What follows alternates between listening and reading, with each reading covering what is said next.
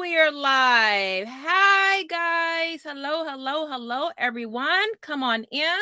Come on in. My IG people, come on over to YouTube. We are talking about imposter syndrome. Let's do it. All right, guys. Bye, IG. Come on over. We'll see you in a minute. Link is in the bio. Okay. Let's do this, guys. Okay, so I don't typically go live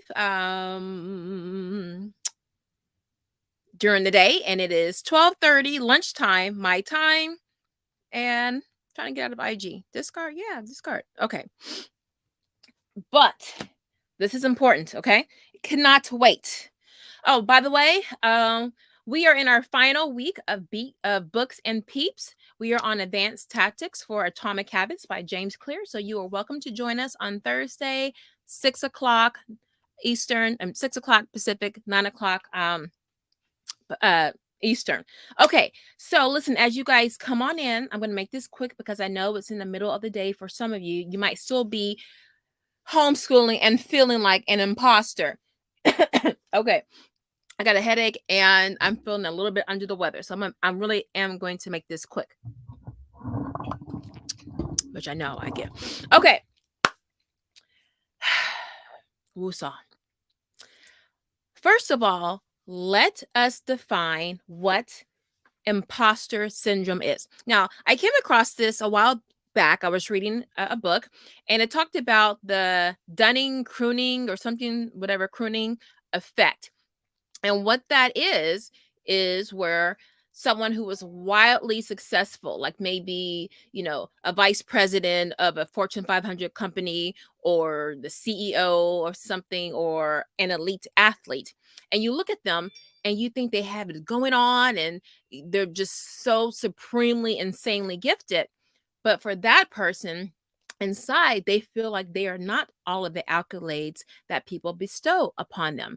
They feel like they're faking the funk. If you ever listen to interviews of actors, especially very famous actors and comedians, almost all of them, Robin Williams comes to mind, may he rest in peace, where these athletes or these entertainers, they talk about how every time they get on stage or they are about to perform, they feel like they're a fraud, like someone's going to figure them out and they're not really as good as people think they are.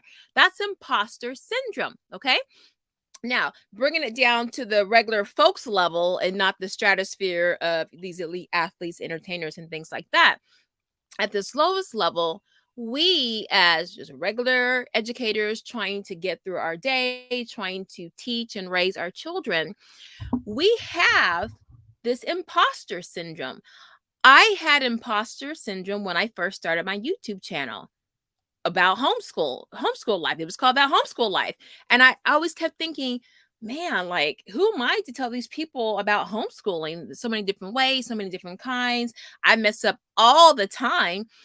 And y'all, that is exactly why I come to you and I tell you all my mistakes, my mishaps, all of that, because that helps to take away that imposter syndrome that you may feel. So let's get into it. So the definition of imposter, I'm getting all these.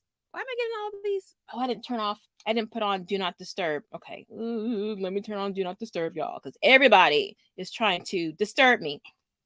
Okay, so the definition, which was coined in 1978 by these two female psychologists, but actually the term goes way, way, way, way back. But basically, it is a collection of feelings of inadequacy that persist, okay, even in the face of when you're doing something okay or good. When you have information showing that your child is learning, your child is thriving, you throw that monkey wrench in and try to sabotage it, okay? For example, your child is working on their multiplication tables, his or her multiplication tables, and they got them mastered. They got the 8s, the 7s, all the tricky ones, and your mama comes over to the house and she starts quizzing your child, right?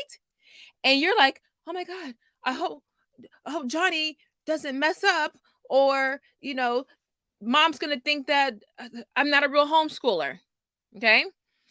Or so that's when but your child knows their stuff. You're just projecting onto your child. Or that same scenario, your mom comes over and asks your child, "Oh, you're learning cursive. Show me how to write your name."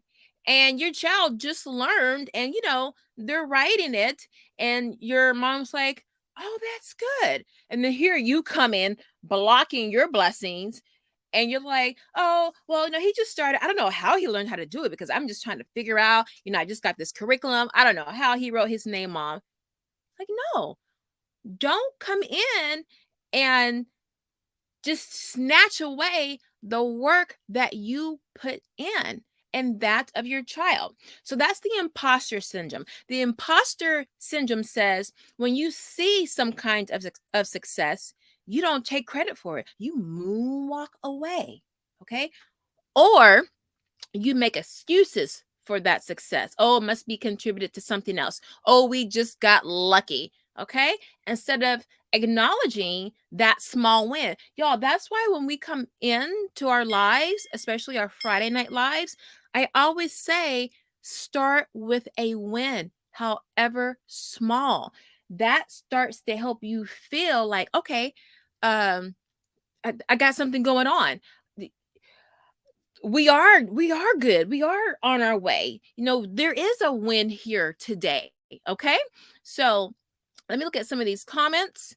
Hey, Home Life. Hi, I was just watching your other video, grade 6 curriculum. Home Life, I have so many curriculum reviews. I realize I haven't done a curriculum review in about a year. So I have a lot coming up. The core, yes. So when you come into our space, if it helps out other people if they kind of know whereabouts you are. It could be city, state. I put in the chat, if you want to say you're from the core, the mantle of earth, that's fine. At least we know you're not an alien, but we could be aliens. But just let us know if you don't mind sharing that. So listen, so I put all these little banners up, and I want to give you guys these solutions, okay? Now listen, when you have imposter syndrome, you don't have to have low self-esteem.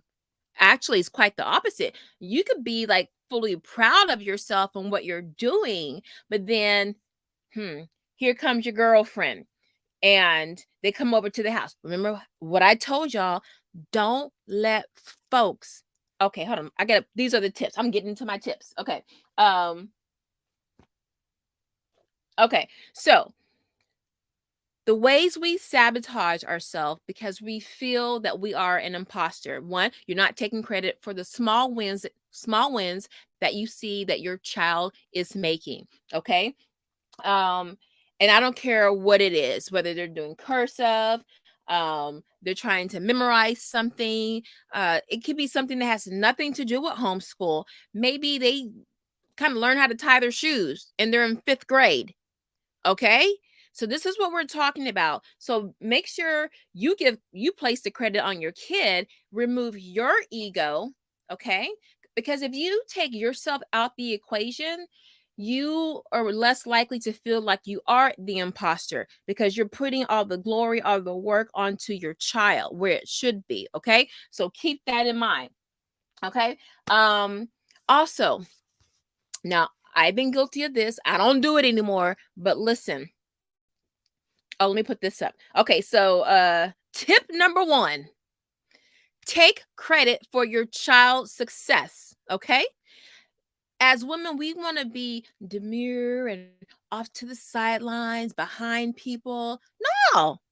Go on and step up and claim your birthright. Not your birthright, but claim your success. Not the ego, but stand up. You've been working with you.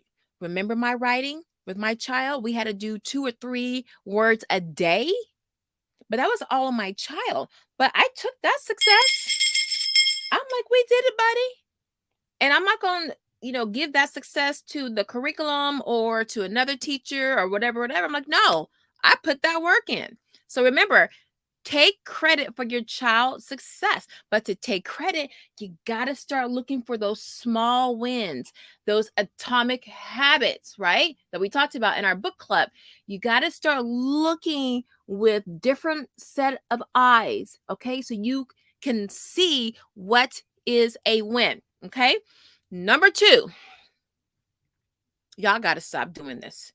Stop peeking over the fence. Okay. That means keeping up with the Joneses, seeing who's doing this, who's got this, whose child is over here, whose child is writing 5-paragraph essays, what child is on his 5th 500 plus page novel. Okay. When you're putting yourself out there and comparing yourself, excuse me, you're setting up a false equivalency. Okay. You don't know what those people are really doing, right? It's almost like when you see them, you're watching a TikTok video or a vlog on YouTube. You're just getting a snippet of what's going on with these people. So if you're looking at what they're doing in that one moment in time, and then you're like, oh, well, I felt good that we're kind of okay with our cursive, but Johnny, he did a whole paragraph in cursive. We're just struggling along with doing the strokes. Then you start feeling like, oh, I'm not really worthy. No, you had success. Stop peeking over the fence into other people's business, okay? Let their business stay their business. You mind your business. What they do's got nothing to do with you. So stop peeking over the fence, okay? It's going to get you in a lot of trouble. And a flip side to that is stop letting people in your space. Here, this is probably the biggest homeschool imposter syndrome that I hear. Somebody come over to your house, usually a homeschooler, sometimes not, and especially if they're not a homeschooler, so they don't understand the dynamics of a homeschool household. You got your laundry door, the dryer is open because one child pulled out some towels and didn't close it, lights on, half the clothes are hanging out of the dryer. You got an unfinished science project that we all have all over the place, glitter, glue guns, cute little eyeballs, that wiggly eyeballs. You got stuff all over the place. You got an unfinished timeline on the wall. You haven't touched your real science curriculum in like a month. I'm talking about me on all these things. So somebody comes over and they look at this and they're like, does this woman even teach? Maybe they need to go back to public school or go to public school. You start to feel like an imposter because you have this unrealistic expectation of how things should look. Okay. Because we're looking at too many YouTube channels and blogs, and we're looking at snapshots. Meanwhile, the people you're looking at, they didn't spend 5 hours decorating everything to make it look like it's been lived in and they're doing stuff. They ain't been in that homeschool room in 3 months. So just don't let people in your home. Don't let them in your space, because that's a surefire way for them to judge or ask questions. And then you start to feel like you're an imposter when you are not an imposter. Okay. Number 3, you got to look for those small wins, people. Okay. The biggest reason why people feel like an imposter is because they're in motion, but not in action. Y'all see all my book people, y'all see how I'm throwing those James Clear tactics out here. Motion means you're just going through things, going through stuff.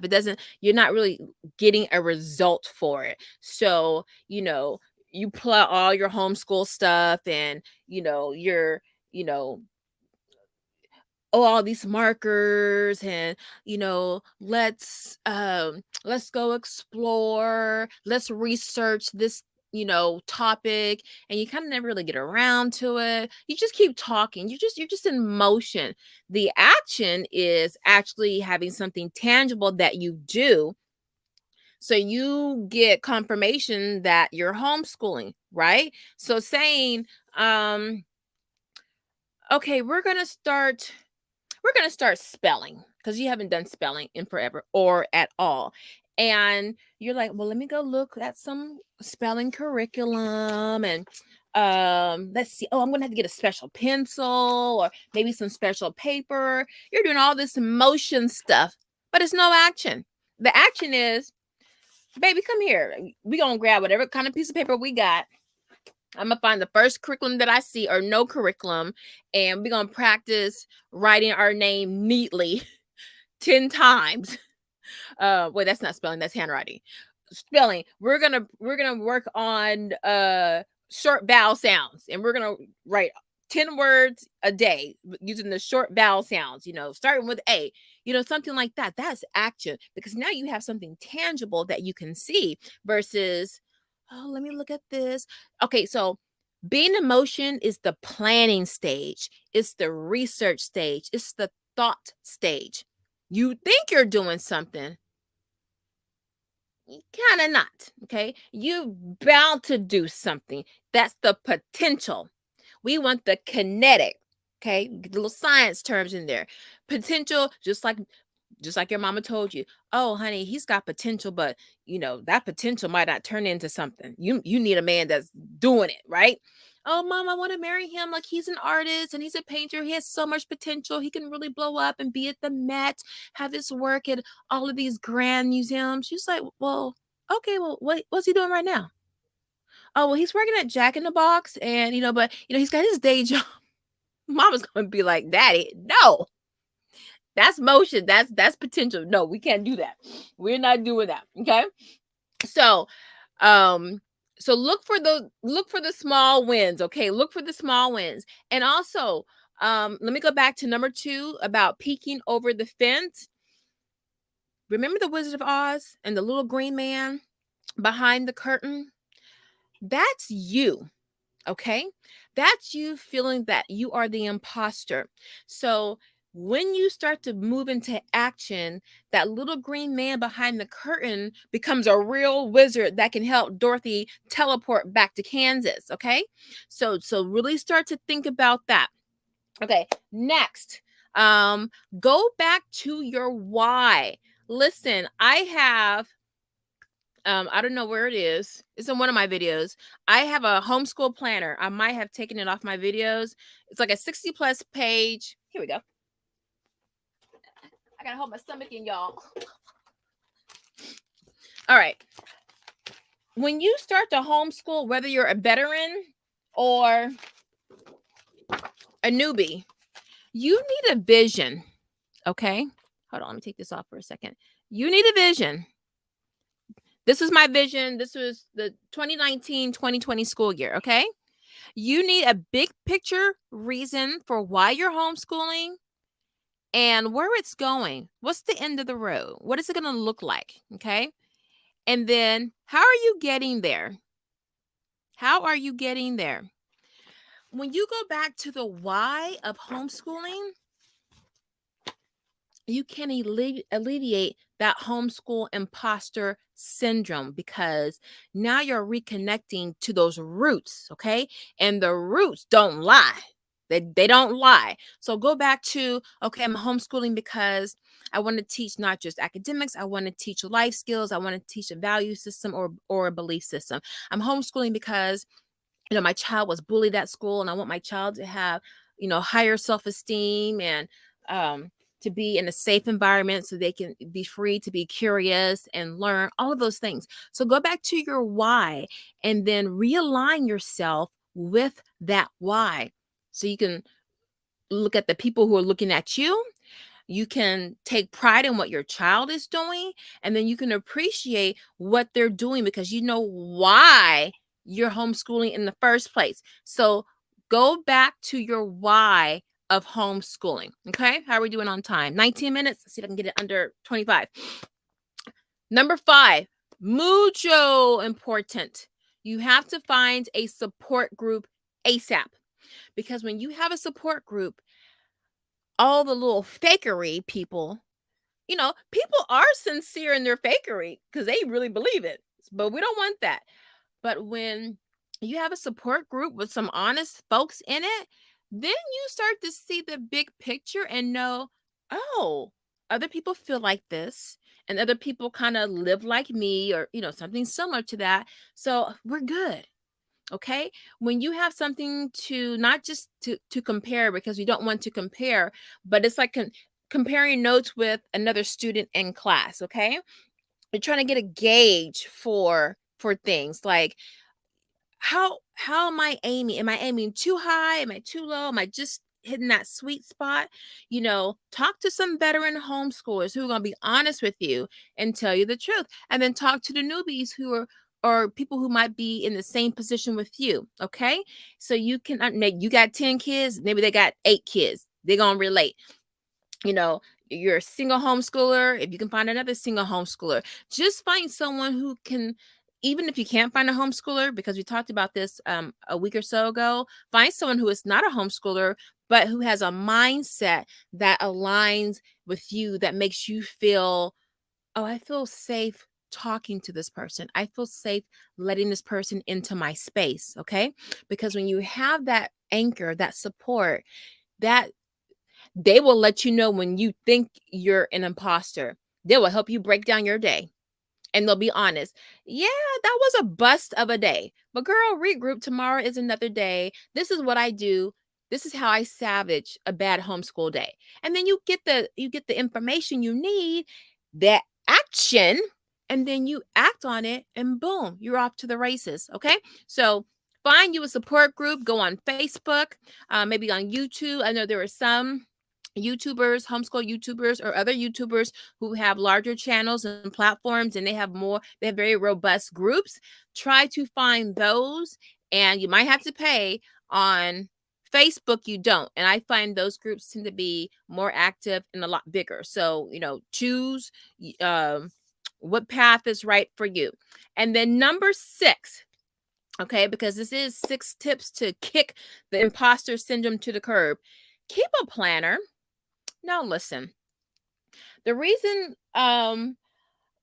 I can look at things and know that, oh, we're okay, we're on track, or ooh, I might have to kind of shore this up, because I have a planner. Now, shameless plug, let me show you, because I have a free planner. Hold on, let me take this off. I have a free planner. I might have to change this system. I got all these banners. Okay, what banner is that? Number 6. Okay, let me take this off so you can see this. Okay. Nope, that's not it. Here we go. Wait. There we go. So I have a free homeschool checklist download in the description box below. It's very simple, very plain. Why? Because I know psychology. Okay. I've been practicing Atomic Habits by James Clear before I knew about James Clear. And I know when something is easy, you're more likely to do it. Okay. So if you're writing down these things, even if it's a journal format where you write in the planner after, or your checklist after your day has ended, you'll start to see some insights. Okay. You'll get some analytics, if you will, and you can accurately gauge how you're doing. You don't have to write down every single thing. You don't have to write down, oh, we learned this, we read this, we practiced this. Maybe do the intangible things, like, maybe how your child was feeling versus the other day when they had a meltdown, or just jot down things that stand out to you. Okay, your child struggling with writing, jot that down. Next day, maybe they struggled less, or maybe they got one little thing right, but just put it down. That becomes your win of record. Okay. And so when you're forgetting about all of this stuff and you're really feeling like an imposter, you pull out that planner, that journal, whatever you want to call it. And it helps if you kind of highlight maybe the little wins or the epiphanies, so you can easily get to it when you crying and you all upset or you're angry. You can just find the highlighted parts, and then like reassure yourself, okay, we're okay. We're going to be okay. We've done this. We need to do this. It's all good. Okay. So I'm not saying, write down every single thing that you're learning that day. Just write down some key parts. Okay. And just to get the ball rolling. Remember, that's action right there. Ew. Why do I have a film? Oh, that's nasty. What is that? Oh, that's my non-dairy creamer. But it's never done all that. Oh. It's like mold, but it's not. I just made this. So a planner, y'all. A planner. And doesn't have to be big planner, piece of paper. Get 5 sheets of paper, 10 sheets of paper for a month. That's what 5, 10, 15, 20, 20, 25 back to back, print back to back. So less than 25 pieces of paper. Staple that bad boy, and then just write down the day, things to keep in mind so you can see process, evolution. Okay. If I had never done that with my child who was writing, if I just kind of kept it in my mind, I would not have seen that incremental progress. You know why? Because atomic habits, that 1% improvement every day, you don't see it. And then you have that boom, that breakthrough. Okay. But then if you don't see it, you're like, how did that happen? Oh, because you didn't keep track of it. So just write it down, scraps of paper, whatever, but just get it down. Okay. Let's see. I got some questions. Oh, okay. I got people saying where they're coming from. Yeah, we got Virginia in the house. Deshaun, where can I get that printable? It should be in the description box below, one of the first or second downloads. It should be the second download. And it'll say download. It's a homeschool printable checklist. So that's in the description right now. So it's in all of my videos, Deshaun. So you should be able to get that. And just start with that. Do I have a copy on me? Oh, it's way over there. So just get that. Start with that. Now, finally, my bonus is find your identity as a homeschool mom. Now, listen, I'm tying this back to my book club. Okay. Now, when I say identity, I'm talking about Atomic Habits by James Clear. Tiny changes, remarkable results. Okay. When my head. When you're trying to effect a change, in this case, not trying to be feeling like an imposter, you have to do it from within. What do I mean by that? Well, instead of saying, I want my child to learn these memorization things, or we got to do memory work, or I need my child to do better on his weekly assessments in math, whatever goal you have for your child, you got to reel it back and think about you as the person. So if you go to my community tab, I put 2 posts up. One, I put up we're going to get to advanced tactics of atomic habits, but a lot of you are still struggling with the identity. Before you can do the 4 laws of the atomic habits, the first thing you have to do is your identity. Otherwise, nothing else works. So we're going to talk about how to do that. But for you today, I put a poll up with different categories to help you identify your identity in several different key categories of health, finances, relationships, homeschooling, and something else. So those are the most common ones that we struggle with, right? Okay. So for homeschooling, in terms of finding your identity as a homeschool mom, what kind of homeschool mom are you? And do you want to be that homeschool mom? Do you want to be a more fun homeschool mom? Do you want to be a more serious homeschool mom? Okay.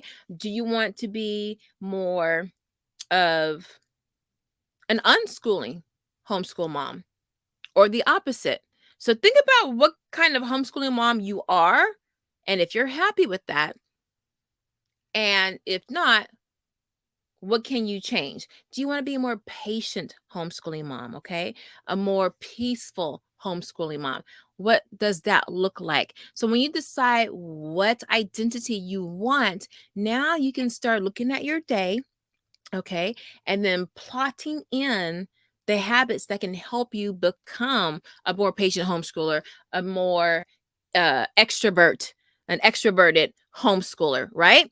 So say you're introvert and your kids are social butterflies, but you just can't fathom going to enrichment classes, or classical conversations, or the co-ops. You're like, oh my god. So now you have to decide, okay, how can I change my habit to where my children can get out here and do their things, and I can be a slight extroverted homeschool mom. Okay. And then you start to plug that in, but you need to know what your identity is so you can work toward that. So that is the bonus one. Okay. You have to find your identity. When you're solid on your identity, you're not feeling like an imposter. Okay. And James Clear makes this, the author of Atomic Habits, he makes this very clear. He says, when you say, oh, I want to quit smoking, yeah, that's not going to take you very far, because that doesn't really mean anything to you. But when you say, oh, I'm a non-smoker, or I'm not a smoker, now if someone comes up to you like, hey girl, I got some Lucy's Virginia Slims, want one? Instead of saying, oh no, I'm trying to quit smoking, you'll say, oh no, I'm not a smoker. Oh, okay, girl, I didn't know that. That's good. I thought you smoked, but I guess you don't. Bye. So when you change that mindset, Carol Dweck mindset, y'all, all of these books relate that I tell you about. When you change that mindset, everything else flows from that. So that so that is it. I think I covered all of my tips. Yes, I covered all my tips. 6 plus 7 plus the one bonus. We will be exploring more of these in the future, because I'm finding that a lot of homeschoolers who are struggling, they don't know, they're in the Pacific Ocean on a blow up raft. Okay, they don't know a lot. Okay, and they don't have a core. They don't really know about them. They don't know their teaching style. They don't know their learning style, because you got to learn some stuff so you can teach it to your kids, right? So all of those things come into play. So we're going to get rock solid on that in the future. Okay, so anyway, this was just a quick little Monday afternoon hop in, hop out, and I hope this helps you get through your week. And at least I want you to be mindful of the small wins. Okay, and what kind of homeschool parent do you want to be?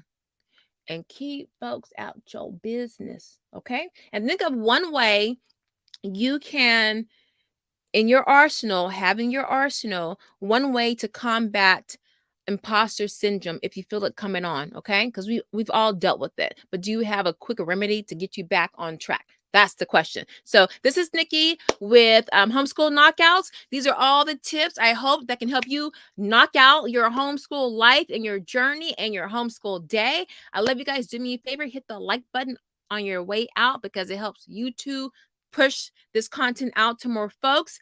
And I would so appreciate that. Give me some likes, give me some love. And then I will see you guys Thursday for our final week of Atomic Habits with James Clear. We will be talking about advanced tactics. If you have not read the book, a lot of you have not read the book, don't worry about it. Come on in, okay? Remember, it's about showing up. So show up, do that 1%, and then go from there, okay? No harm, no foul. I'm going to get out of here. I'm going to have some tea. Everybody's starting to feel a little sick and under the weather, and it ain't going to get me. All right. I love you guys. I'll see you on Thursday. Peace. Oh, and check out my community tab and vote on the categories that you need help with for your identity. And I put something else up there too. I don't know, but just go check out the community tab. And all my people over from the Messy Homesteader, this applies to you. I should do a separate video for you guys. Okay, what can you do? You have to start thinking of yourself as a homesteader, not an imposter. A lot of us feel imposters because we're not raising chickens. We don't have a huge garden bed with 200 vegetables that we're growing, 12 fruit trees. We don't have a dehydrator. We don't have a canner. We feel like we're not a homesteader because we don't have all of these things. Well, you know what? I really want to stop saying homesteader and make it self-sufficient, the self-sufficient movement, because that can look any kind of way. Okay. So all my homes, what? I'm on Facebook? Oh man. I meant to stream to my other YouTube channel. Oh well, mistakes happen. All right, guys. Bye-bye. Love y'all.